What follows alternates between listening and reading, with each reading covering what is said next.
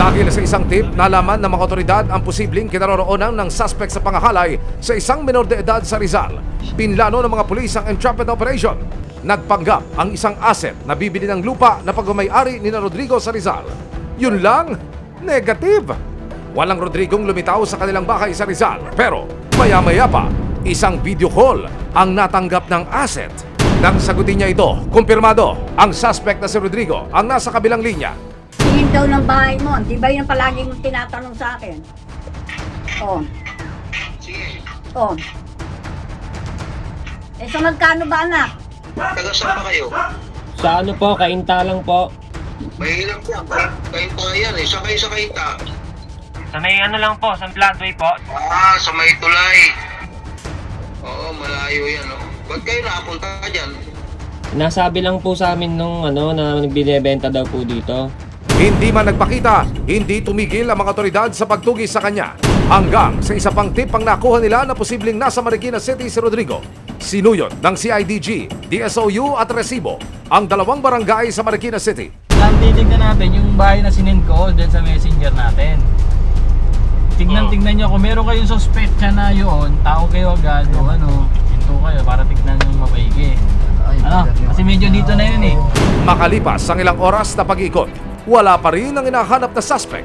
Pero sa tulong ng social media, natunto ng address ng live-in partner ni Rodrigo. Dito na lumitaw ang posibleng kinaroroonan ng matanda. Ang lokasyon, Makati City. Hindi na nagpatumpik-tumpik pa ang grupo. Maghiwalay ulit tayo, umikot kayo.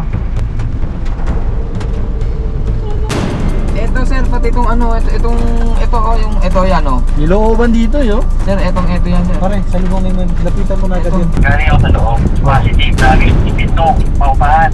Para lahat. Yamate. Ay, yamate.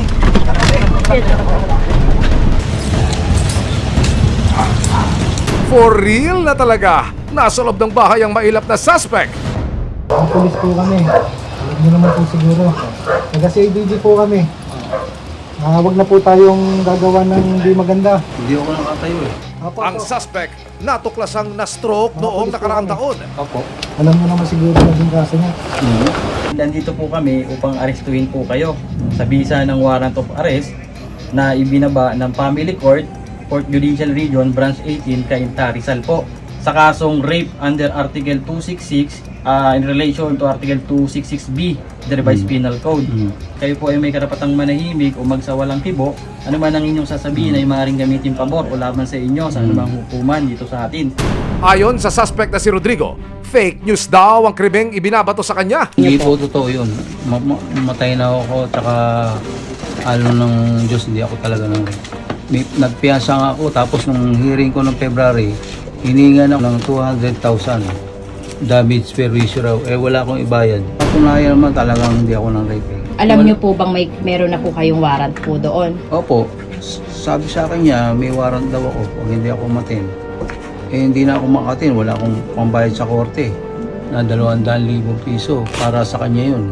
Kung ano man, patawarin na ako, wala naman akong ginagawang masama para magpagaling na lang ako dito. At saka inom ko yung gamot ko, iniinom ko eh. Mahal ang gamot ko eh. Pag naubos yan, wala nang bibili ng gamot sa akin. Tsaka pag humiga ako sa ganyan simento, iba pakiramdam ko. Nanginginig yung katawan ko. Pineperahan lang daw siya ni Beth, kaya siya sinampakan ng kaso. Hanggang sa nagkasakit ako, pinakulong niya ako. Hanggang sa hindi na ako mati ng hearing kasi nga 200,000. Sabi niya, damage per issue raw. Mari naman itong itinanggi ni Beth. Wala akong hinihinging pera sa kanya. Alam ko wala siyang pera. Anong hihingin ko sa kanya? At kung ako man hihingi, hindi 200,000 lang. Yung akusado na to, kung saan-saan kasi nagtago to eh. Gawa ng inilabas na warrant of arrest ng Branch 80 ng Cainta Rizal sa kasong rape, object rape at assault. Sa tulong na rin ng e-warrant system ng PNP, madali nating nakita yung address ng kinakasama nito o yung live-in partner nito.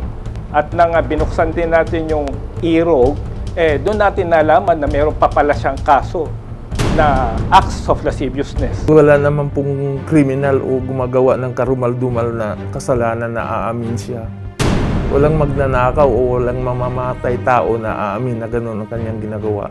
Sa pagkakadakip sa suspect, makakapag-move on na raw ang pamilya ni Karina at umaasang mabilis na gugulong ang hustisya para sa kanya.